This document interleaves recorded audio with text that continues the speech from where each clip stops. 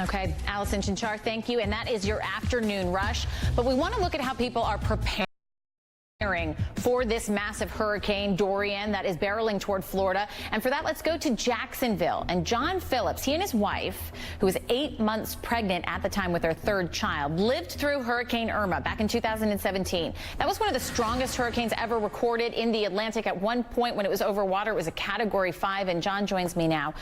John, I know you spent 18 months at the time out of your house trying to rebuild. How are you still feeling the effects of that? I posted last night that we're kind of experiencing a little bit of PTSD as Dorian comes barreling at us. Irma kind of came up the state, and this one is coming pretty close. And after spending a year and a half outside of our house, dealing with FEMA, dealing with the city on a rebuild of our house, it doesn't have us feeling great.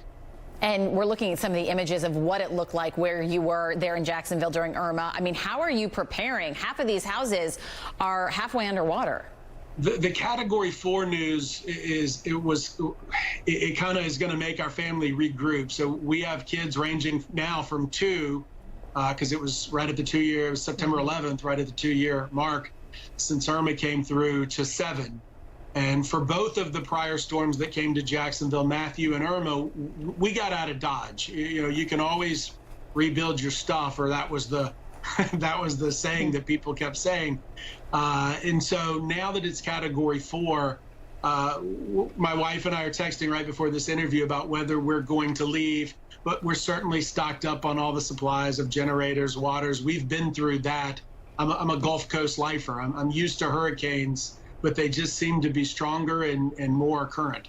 Well, and also since Hurricane Andrew, they haven't seen a hurricane with this kind of strength. So even seasoned veterans like you.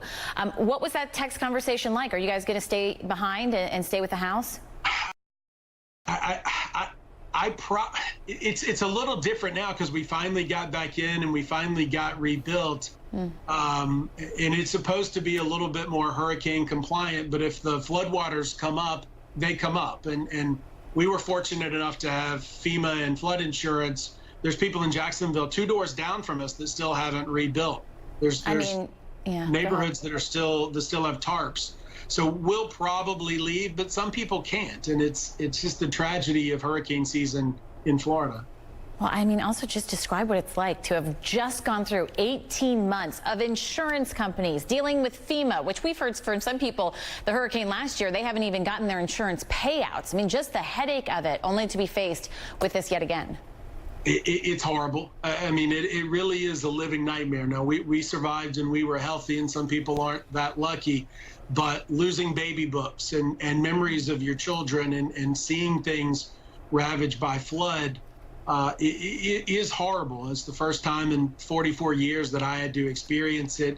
But my kids, my 2-year-old is and my 5-year-old are deathly afraid of this storm because they've seen it ravaged. Their friends at school all were out of their houses too.